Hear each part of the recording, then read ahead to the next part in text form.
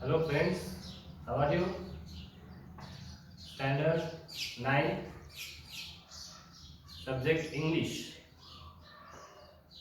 We have finished 1.1, that is walk a little slower. ही कविता आपण संपवलेली होती.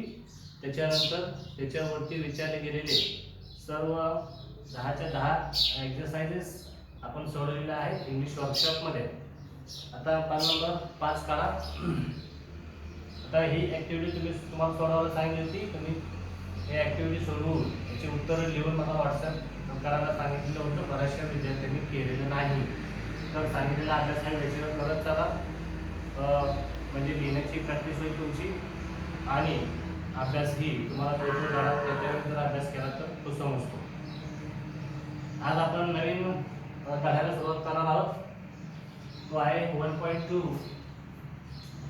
1.2 The fun they had.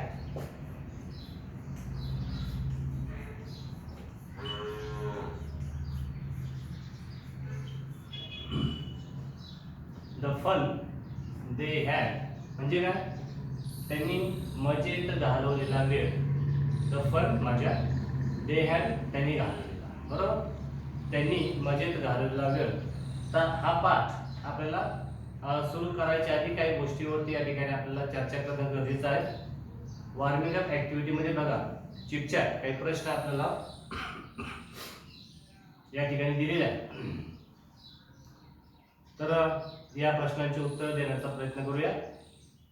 बघा, what do you like best about your school. तुमच्या शाळेविषयी प्रश्न या ठिकाणी विचारलेला आहे की what do you like best about your school. तुमच्या शाळेमध्ये तुम्हाला सर्वात जास्त काय आवडतं. तुमच्या शाळेमध्ये काय आवडतं तुम्हाला. तर एखाद्याला अभ्यासू विद्यार्थी असेल त्याला लायब्ररी आवडेल, एखाद्याला खेळाची आवड असेल विद्यार्थ्याला त्याला प्लेग्राऊंड आवडेल. तर लक्षात आलं ना. मग ह्या सगळ्या गोष्टीमधून तुम्हाला नेमकं काय आवडतं हे विचारलेलं आहे. तुम्ही त्याचं उत्तर द्यायचं. What do you like best about your school. Next one, do you think school is fun. तुम्हाला असं वाटतं का की शाळेत शिकणं किंवा शाळेमध्ये जाणं म्हणजे मजा आहे. Which is the part that you don't like. आणि शाळेमधला कोणता भाग तुम्हाला आवडतो. Which is the part that you don't like. तुम्हाला न आवडणारा भाग. म्हणजे फॉर एक्झाम्पल खेळाच्या मुलाला वर्ग आवडणार नाही, ठीक आहे, आणि हुशार मुलाला मैदान आवडणार नाही. तर असं तुमच्या आवडीनिवडीवरती या ठिकाणी विचारलेले प्रश्न आहेत. How often should the teacher give your test. आणि तुम्हाला शिक्षक परीक्षा तुमची कधी घेतात. पेपर तुम्हाला कधी द्यायला देतात. टेस्ट कधी घेतात. परीक्षा कधी घेतात तुमची. नेहमी घेतात, वारंवार घेतात, क्वचित घेतात किंवा घेतच नाहीत. हे तुम्ही या ठिकाणी सांगायचं. तर असे आता हे 4 प्रश्न जे तुम्हाला विचारले ते कशासाठी विचारले की तुमचं क्लासिफाय करण्यासाठी विचारलं. मुलांची क्लासिफाय. समजा मुलं वर्गामध्ये 50 मुलं आहेत. या 50 मुलांच्या आवडीनिवडी ह्या काय सारख्या नसतात. त्याच्यामुळं हे या 4-5 प्रश्नांची उत्तर जर तुम्ही दिली तर लगेचच एक अंदाज बांधता येईल की तुम्हाला कशाची आवड, बरोबर, खेळाची, शिकण्याची, ठीक आहे, की लगेचच ते कळून जाईल. किंवा म्युझिकची आवड आहे, वाचनाची आवड आहे, ह्या सगळ्या गोष्टी तुम्हाला म्हणजे तुमचा इंटरेस्ट यामधून कळेल. आता बघा ॲक्टिव्हिटी बघतोय आपण क्लासिफाय. क्लासिफाय वर्गीकरण करा. क्लासिफाय वर्गीकरण. लिसन केअरफुली, काळजीपूर्वक ऐका. And write each word in appropriate column and column or column. काळजीपूर्वक ऐका and write आणि लिहा.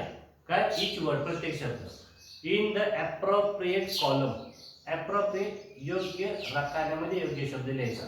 आता कॉलम असे दिलेले आहेत. काळजीपूर्वक लक्ष द्या. 3 कॉलम करा. असे हे 3 कॉलम आपण करूया.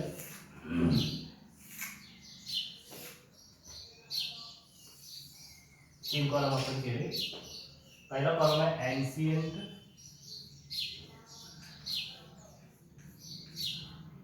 दुसरा आहे मॉडर्न,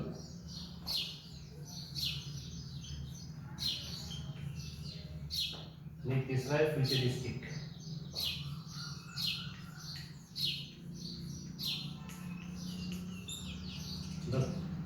असे हे टेबल दिलं आपलं मॉडर्न, एन्शियंट आणि फ्युचरिस्टिक.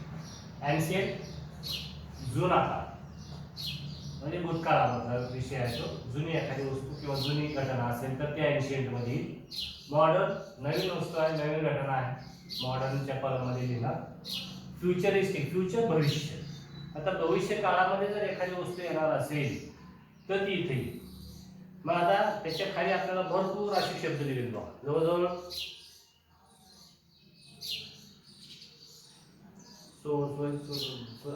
50च्या आसपास या ठिकाणी आपल्याला शब्द दिले. आता ह्या 50च्या 50 शब्दाचं आपल्याला वर्गीकरण करायचे. ज्या वर्गामध्ये तो बसतो त्या वर्गामध्ये आपण त्याला लिहिणार आहोत, त्या कॉलममध्ये आपल्याला त्याला लिहायचं आहे. फॉर एक्झाम्पल आपण काही उदाहरणं याची किंवा तुमच्या लक्षात येईल, मग बाकीचे उदाहरण तुम्ही सोडवा. आता पान नंबर 5 करा तुम्ही. या ठिकाणी ही यादी दिलेली आहे बघा. मी पहिल्यांदा सगळे शब्द वाचतो आणि वाचल्यानंतर मग आपण त्याचं वर्गीकरण कुठं त्याला वर्ग करायचं ते ठरवूया. राईट. बघा, वाचल्यानंतर सुद्धा तुम्ही तुमचं लक्ष असेल तर शब्द वाचल्याबरोबर तुमच्या लक्षात येईल की हा कुठं बसेल.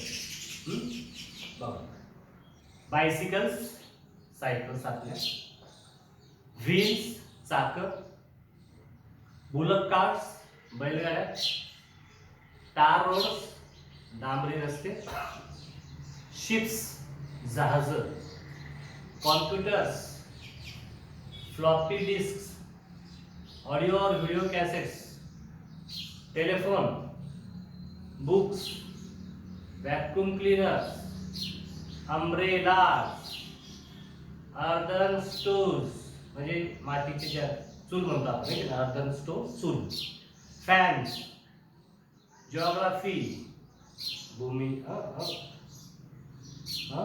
भूगोल जिओग्राफी, बुलेट ट्रेन्स म्हणजे वेगाने येते ना ती bullet train, robots, horse drawn carriages घोडागाडी, spaceships, televisions, windmills, earth movers, brushes, mobile phones, notebooks, ball pens, water on tap, electric lamps, air conditioners and microbiology. पुढचे शब्द आहेत school, flying cars, tonga, homework, aeroplanes, cameras, axes, motor and pistols, hot air balloons, headphones, tests, solar lamps, electric lamps, candles and grammar. तर हे near about 50, these are near about 50 words and you have to divide it, you have to classify according to that appropriate column. बघूया आपण आता bicycle. Bicycle म्हणजे तुम्हाला cycle आहे. तर cycle आहे हे वाहन जुन्या काळातलं आहे, नव्या काळातलं आहे का भविष्य काळामध्ये येणार आहे सांगा. बायसिकल कुठे येईल? मॉडर्न आहे, खूप पूर्वी बायसिकल वापरलं जायचे, आता गाड्या आहेत, मोटर गाड्या आहेत. त्याच्यामुळे एन्शियंट मध्ये काय लिहिलं तुम्ही? बायसिकल. समजतंय? एन्शियंट मध्ये लिहा तुम्ही बायसिकल. आता बुलेट ट्रेन्स. बुलेट ट्रेन्स कुठं आपल्याकडे आहेत का अजून ट्रेन्स? आपल्याकडे ट्रेन्स आहेत, बुलेट ट्रेन्स अजून आलेली नाही. बुलेट ट्रेन्स अजून भविष्यामध्ये येणार आहे. मग ही कुठे येईल? भविष्यामध्ये फ्युचरिस्टिक मध्ये येईल. इथे लिहायचं बुलेट ट्रेन्स. म्हणजे आपण अजून कल्पना केलेली आहे किंवा अजून आपण याच्यावरती काम करतोय, आपण याच्यावरती अजून संशोधन करतोय.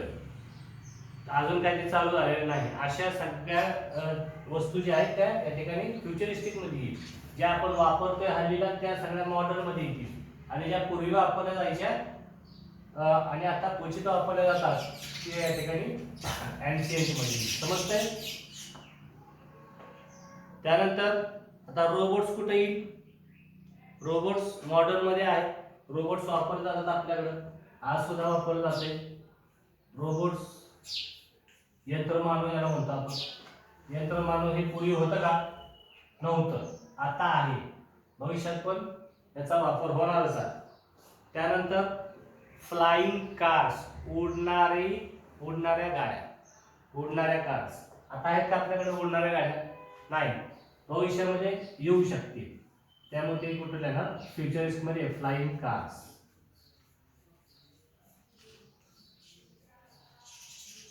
फ्लाइंग कार्स लिहिलं. त्यानंतर बुलक कार्स, बैलगाड्या आता आहेत का? आहेत पण क्वचित, पण खूप पूर्वी त्याचा शोध लागलेला आहे, त्याच्यामुळं आपण कुठे लिहिणार बुलक कार्स? एशियंट मध्ये लिहिणार.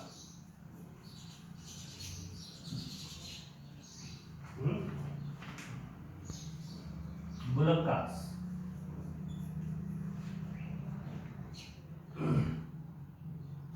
त्यानंतर स्टार रोड्स, डांबरी रस्ते. आता आहेत आपल्याकडे डांबरी रस्ते, आपण बघतो स्टार रोड्स आहेत. पूर्वी नुसते मातीचेच रस्ते असायचे, आता डांबरी रस्ते, सिमेंटचे रस्ते झालेले आहेत, ठीक आहे. मग अशा प्रकारे आपण प्रत्येकाची दोन दोन उदाहरण घेतली. बायसिकल, बुलक कार्ट पूर्वी असायचे, आता पण आहेत, कमी प्रमाण झालेलं आहे.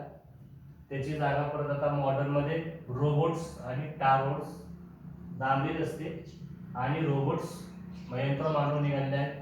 फ्युचरिस्टिक म्हणजे भविष्यामध्ये काय येणार आहे? बुलेट ट्रेन्स तुम्ही ऐकून असाल. बुलेट ट्रेन्स म्हणजे ही ट्रेन खूप वेगवान आहे, 300-400च्या प्रति तासाच्या स्पीडने ते जाणार आहे.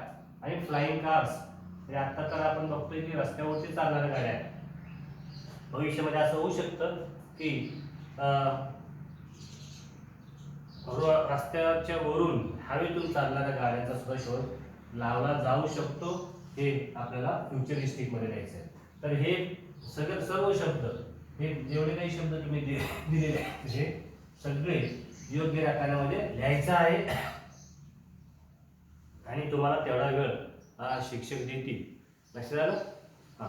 तर या ठिकाणी can you think of any devices or object that came into use in the recent past but are now outdated? अशी एखादी गोष्ट आहे का, किंवा एखादी अशी वस्तू किंवा उपकरण आहे का की जे आत्ताच्या वेळी म्हणजे पूर्वी वापरला जायचं, पण आता आउटडेट झालेल्या म्हणजे आता त्याचा वापर जास्त होत नाही, अशी वस्तू एखादी असेल तर तेही सांगायचे. Find an example of outdated devices, words from the list given here. Think of other examples on your on.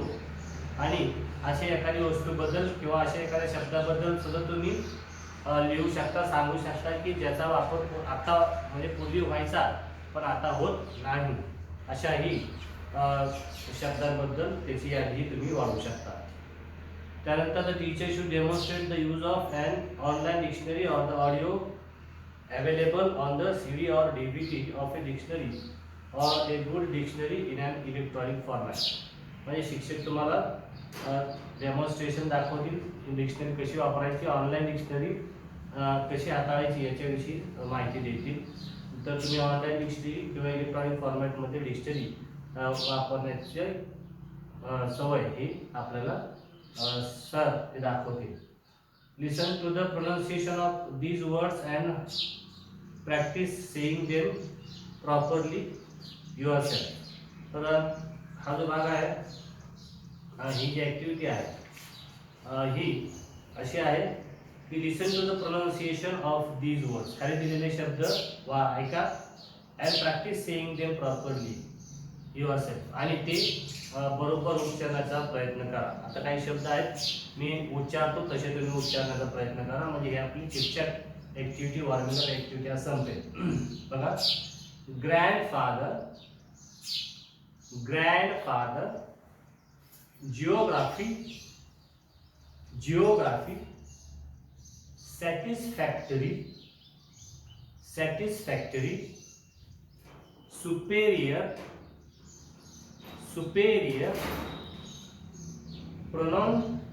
pronouncing, pronouncing, बेचा, बेचा, and nonchalantly, nonchalantly. So these are the words you have to listen and pronounce after the teacher. Okay, हे शब्द तुम्ही जसे ऐकले तसे उच्चारायचा प्रयत्न करायचा आहे. आता द फन दे हॅड या ठिकाणी हा करा. द फन दे हॅड हा आपण पुढच्या व्हिडिओमध्ये बघूया. आता वर्गीकरण आपल्याला या ठिकाणी करायचे, विचारलेल्या प्रश्नांची उत्तर द्या आणि हे सगळे दिलेले शब्दांचा चार्ट तयार करा आणि मला याचा फोटो काढून आपल्या व्हॉट्सअप ग्रुपवरती पाठवा. Okay, will stop here. Thank you.